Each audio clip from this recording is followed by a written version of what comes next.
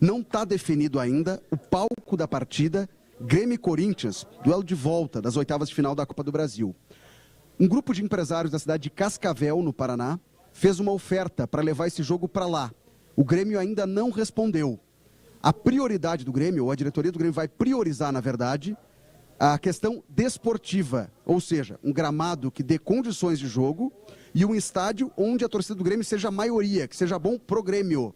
A questão desportiva vai pesar, mas o Grêmio ainda não definiu onde mandará essa partida, já que não terá à disposição a Arena do Grêmio. Bom, Felipe Duarte, daqui a pouco a gente vai trazer mais detalhes sobre isso, porque o Grêmio vai enfrentar de novo o Corinthians, né? E essa é a projeção de local que ainda é indefinido. A pergunta principal que a gente deve fazer desse enfrentamento, desculpa a informação do Felipe, mas é saber qual é o árbitro. E não o local do jogo, porque não interessa muito, e óbvio que eu estou fazendo uma grande ironia aqui, aproveitei a informação que é importante do Felipe para fazer a ironia, porque hoje o fato é o fato da arbitragem. A arbitragem é que deixa... É o Corinthians ou é a arbitragem? É Itaquera ou é a fragilidade dos árbitros? Essa é, para mim, a principal discussão. Sabe, CCD, que tem um negócio muito interessante, tá? Eu falo com muita tranquilidade e critico com contundência a arbitragem hoje, porque antes do jogo eu falei que a arbitragem do jogo de hoje mostrava que a CBF gostava de viver perigosamente. Na troca da guarda do Hoje nos Esportes, do Chamada Geral segunda edição, eu cheguei para o Maurício Saraiva e perguntei: Maurício, já ouviu falar no senhor Alex Gomes Stefano? E o Maurício, não, nunca ouviu falar. Ele tem algum apelido? Eu disse, não, Alex é o nome dele. Ele não é Alexandre, que se chama Alex, carinhosamente. Alex Gomes Stefano. Eu falei, Maurício, ele é o árbitro do jogo do Grêmio contra o Corinthians. Mas ele é estreante em Série A? Não, ele estreou em 2024. Tem 36 anos, é do Rio de Janeiro. Estreou nessa temporada, é pouco experiente, mas não é estreante. Aí o Maurício falou, pelo menos eu não tô tão errado, porque eu nunca vi o jogo dele até não sei o que e tal. Claramente ele não tinha relevância do jogo. Exatamente. Né? E aí eu falei pro Maurício, pode até dar certo, mas um jogo entre Grêmio e Corinthians, com os dois times brigando contra o rebaixamento, com a tensão que tem no campeonato, e até levando em conta o que aconteceu no ano passado, não dá pra errar num jogo desse, antes do jogo. Tu pode colocar um baita árbitro experiente e errar, porque pode acontecer. O ano passado era um árbitro de 2 Copas do Mundo que errou. Mas é o cara que tu coloca antes do jogo, ele tem experiência, tem estofo. O árbitro daquele jogo ali, daquele episódio ali, é um erro grosseiro, mas é que hoje é pior do que o erro. Mas aí o Maurício me perguntou o seguinte, o CCD, tu tá preocupado com essa arbitragem, Jorge? Eu disse, não, Maurício, eu tô tranquilo. Quem tem que se preocupar é o Grêmio Corinthians. Quem tinha que estar preocupado, era a CBF. Quem tinha que estar preocupada é a CBF. E essa escala demonstra que a CBF gosta de viver perigosamente. E depois do jogo, o assunto é o quê? A arbitragem. E até a culpa não é só do árbitro, mas a inexperiência do árbitro faz com que ele vá ao monitor, chamado pelo VAR indevidamente, vá ao monitor e simplesmente volte para marcar a decisão chamada pelo VAR. Ele não tem a capacidade de interpretar de maneira diferente algo que é assim, é uma certeza de que o toque do Kahneman não é capaz de derrubar o adversário, não é capaz de sofrer um impacto no adversário. A brincadeira que o Maurício fez no intervalo, eu nunca vi um puxão para frente. É que você trouxe à baila essa lei da física que até hoje a humanidade não conseguiu desfazer. Que é assim, se eu puxar você e você está indo na direção A, eu puxo, você vem para a posição B. É a brincadeira da porta. Tem uma porta. A porta diz assim, puxe. Para abrir, ela vem na tua direção. Empurre, ela sai da tua direção. É a lógica da porta. Só que o que a gente vai fazer? E o pior é que não adianta, né? Não adianta. Há pouco eu tava um amigo meu aqui, colorado, disse o seguinte, pênalti claríssimo, não sei por que a choradeira. Eu disse, cara, vamos falar de outra coisa. Não adianta. Pessoal, a brincadeira, lógico, é uma brincadeira, então, de ironia aqui na sala de coletivas, onde estão todos os repórteres, inclusive alguns aqui de São Paulo, é de que hoje o Renato, logicamente, vai chegar brabo, possesso, mas não é com nenhuma pergunta de repórter. Hoje eu posso perguntar para o Renato: Renato, você gosta de pudim? Quem vai responder sobre a arbitragem? Hoje tudo vai passar por isso, o resultado passa por isso. Mas tem uma consequência bem importante e talvez a única coisa que se salva dessa excentricidade cometida pela arbitragem é que, Diori, esta atuação, essa escala de arbitragem tornou obrigatória a presença de um juiz FIFA em Corinthians e Grêmio na quarta-feira que vem. Com certeza. O juiz mais capacitado que nós tenhamos neste momento no país vai estar em Corinthians e Grêmio, porque não é a torcida do Grêmio. Nas redes sociais, as torcidas estão se colocando no lugar dos torcedores do Grêmio e pensando: podia ser comigo.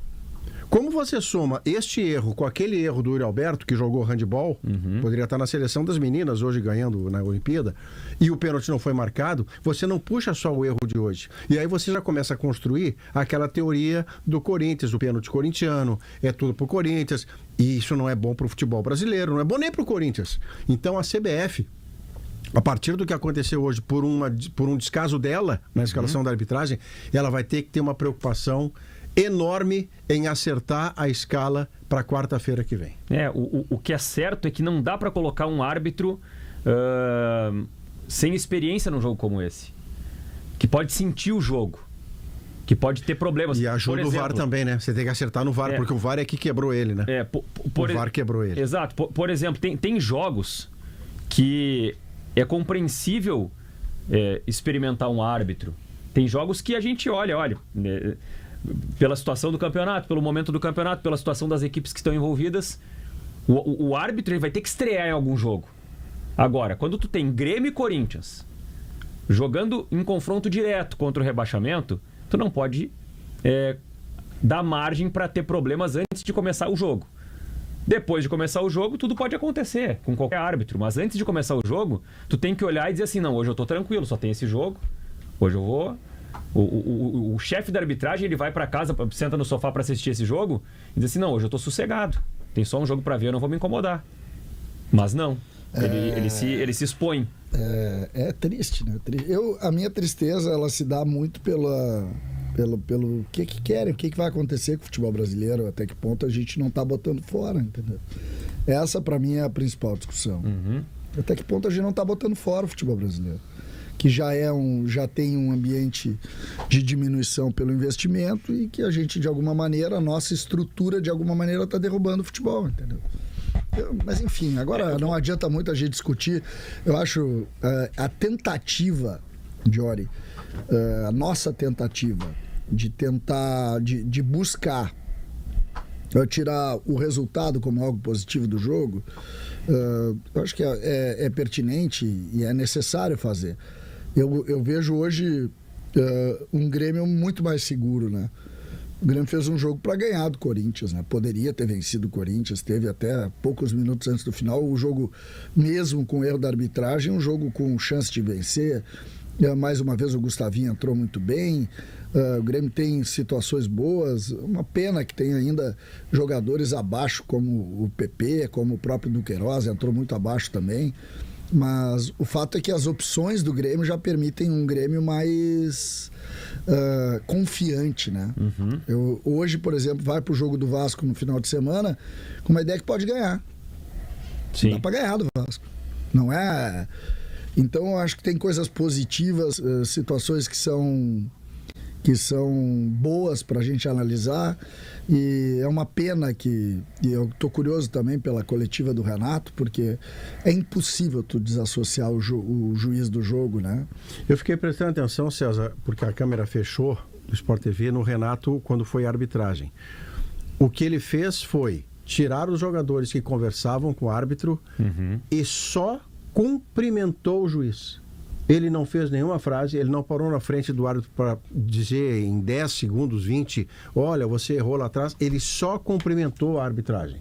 Agora, no microfone, é que com toda a razão, com toda a legitimidade, ele certamente vai se referir a um erro tão grotesco. Tem uma questão que é muito importante em relação à arbitragem, que pode ser suscitada pelo jogo de hoje, mas não só pelo jogo de hoje. O jogo de hoje é mais um jogo diante de tantos que a gente tem acompanhado.